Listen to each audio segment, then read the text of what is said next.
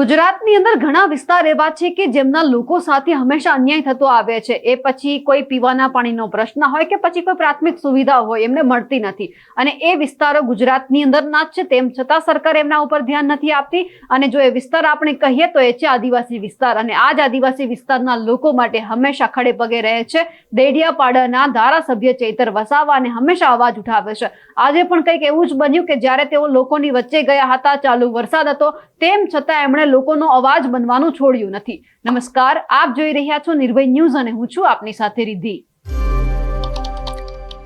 ઉમરપાડા તાલુકાની અંદર આદિવાસી અધિકાર બચાવો એક કાર્યક્રમ હતો અને આ જ કાર્યક્રમની અંદર ચૈતર વસાવા પણ હાજર રહ્યા હતા। ભારે વરસાદમાં પણ ઉમરપાડા તાલુકામાં આદિવાસી અધિકાર બચાવો રેલીમાં જે દેડિયાપાડાના ધારાસભ્ય ચૈતર વસાવા છે તે પોતાની સ્પીચ ચાલુ રાખી અને એક સાબિત કરી દીધું છે કે તેઓ કેટલા ત્યાંના લોકપ્રિય નેતા છે। કારણ કે ઘણી બધી વખત એવું કહેવાય છે કે આદિવાસી સમાજના નેતા છે તેમની લોકપ્રિયતા નથી હોતી, પરંતુ અવારનવાર જ્યારે ચૈતર વસાવા સવાલ ઉઠાવે છે એ સ્પષ્ટ આ વખતે પણ એમણે કરી દીધું છે કે ગમે તેવી પરિસ્થિતિ કેમ ના હોય, હું તમારી સાથે ઉભો છું અને તમારી સાથે રહી અને તમામ જે સવાલ છે તે સરકારને ચોક્કસથી કરીશ। હવે જ્યારે આ આદિવાસી અધિકારી બચાવો રેલીની અંદર જ્યારે ચૈતર વસાવા ગયા હતા, એકદમ ચાલુ વરસાદ હતો, ભારે વરસાદની અંદર પણ જ્યારે એમણે સરકારને સવાલ કર્યા છે લોકોની સાથે ઉભા રહીને, તે સૌથી પહેલા સાંભળીએ।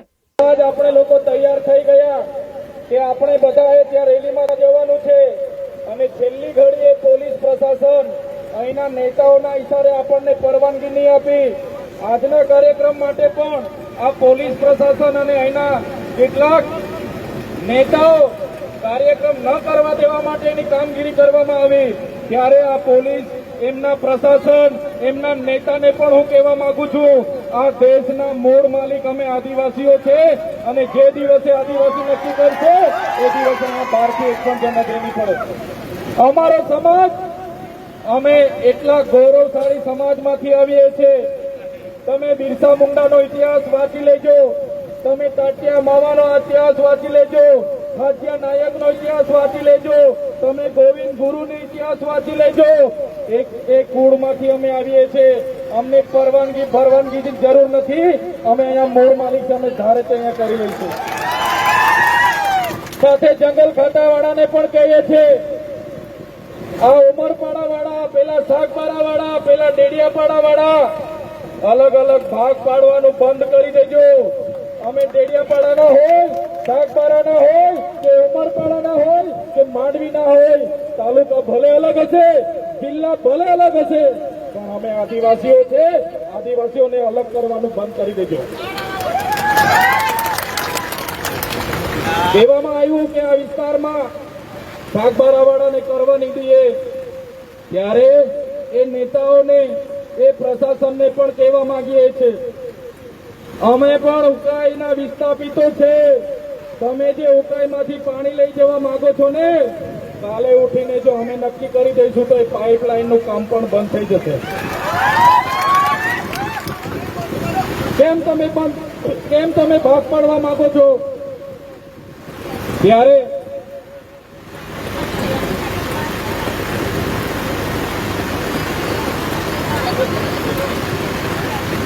આપણે મૂળ માલિકો છે। અહીંના યુવાનોને, વડીલોને પણ કહેવા માંગુ છું, કોઈ પણ આવા કાર્યક્રમની પરવાનગી લેવાની, આજીજી કરવાની જરૂર નથી। કાર્યક્રમો કરવાના અને કરવાના, એમાં કોઈના બાપથી ડરવાની જરૂર નથી। આપણે એક કુળમાંથી આવીએ છીએ, તમે રામાયણ ઉઠાવીને વાંચી લેશો, રામાયણમાં જે સબરીની વાત આવે છે, એ સબરી આપણા પૂર્વજ હતા। હનુમાનની વાત આવે, નિષાદની વાત આવે, એ આપણા પૂર્વજ હતા। મહાભારતની વાત આવે, જ્યારે એકલવ્યનું નામ આવે, એ આપણા પૂર્વજ હતા। તમે જોઈ લો મહારાણા પ્રતાપની સેનામાં જે આખી ભીલોની સેના હતી, એ જ પ્રકારે આપણે છત્રસિંહ શિવાજી મહારાજની સેનાની વાત હોય, એ પણ આપણા ભીલોએ લડ્યું છે। ત્યારે એક કુળમાંથી આવીએ છીએ એટલે કોઈના બાપથી ડરવાની જરૂર નથી। તમે જોઈ લો, આઝાદી 78 વર્ષ થઈ ગયા, આઝાદીને 78 વર્ષ થઈ ગયા, વિકાસની મોટી મોટી વાતો થાય છે, અહીંયા વિકાસની યાત્રાઓ નીકળે છે. આજે પણ આદિવાસી સમાજ પોતાના હક અધિકાર માટે અહીંયા રોડ પર બેઠો છે. આજે પણ આદિવાસી સમાજ શાળાઓ માટે રોડ પર ઉતરે છે. આજે પણ આદિવાસી સમાજ શિક્ષકો માટે રોડ પર ઉતરે છે. આજે પણ મારા યુવાનો ભણી ગણીને નોકરી માટે રોડ પર ઉતરે છે. જ્યારે દેશને વિકાસની જરૂર હતી, આ વિસ્તારોમાં મોટા મોટા Narmada dam, Ukai dam, Kadana dam એવા ડેમો બનાવવામાં આવ્યા. જ્યારે સરકારને આ વિસ્તારમાં લાકડું લઈ જવાનું હતું, રેલવે કરવામાં આવી, રોડ કરવામાં આવ્યા, નેશનલ હાઈવે બનાવવામાં આવ્યા, કોરિડોર બનાવવામાં આવ્યા, ત્યારે પણ આદિવાસીઓએ યોગદાન આપ્યું છે. આ વિસ્તારમાં કોલસો કાઢવા માટે જીએમડીસી આવે ત્યારે પણ આદિવાસીઓએ યોગદાન આપ્યું છે. આ વિસ્તારમાં મોટા મોટા કારખાનાઓ આવ્યા, એ કંપની જીએમડીસી જીઆઈડીસી માટે પણ આદિવાસીઓ યોગદાન આપ્યું.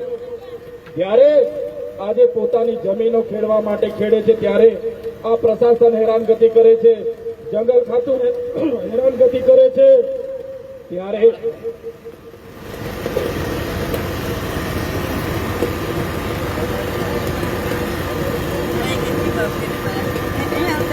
બોલો બોલું ગઈ ગયું બૂમ મારી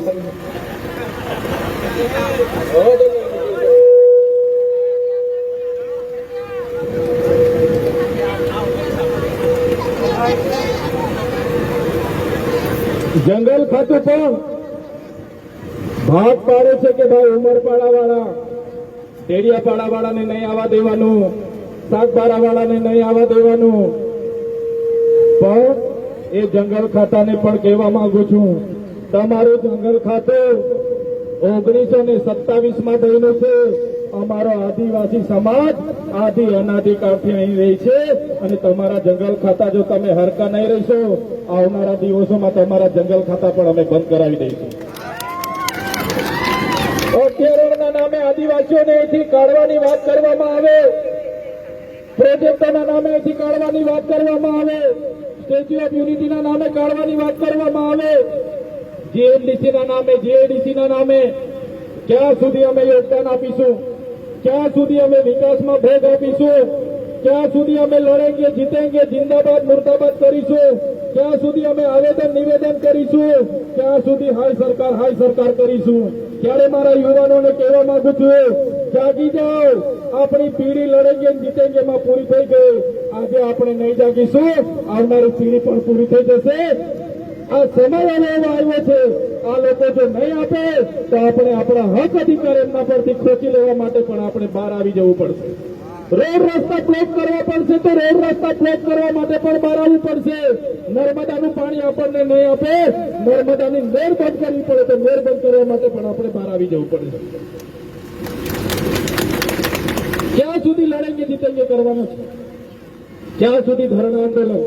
ત્યારે આજના આ કાર્યક્રમમાં જે પણ લોકો આવ્યા છે, તમામ ક્રાંતિકારી યુવાનો, આગેવાનો, માતા બહેનો, વડીલો, તમામ લોકોને જોહાર કરીશું.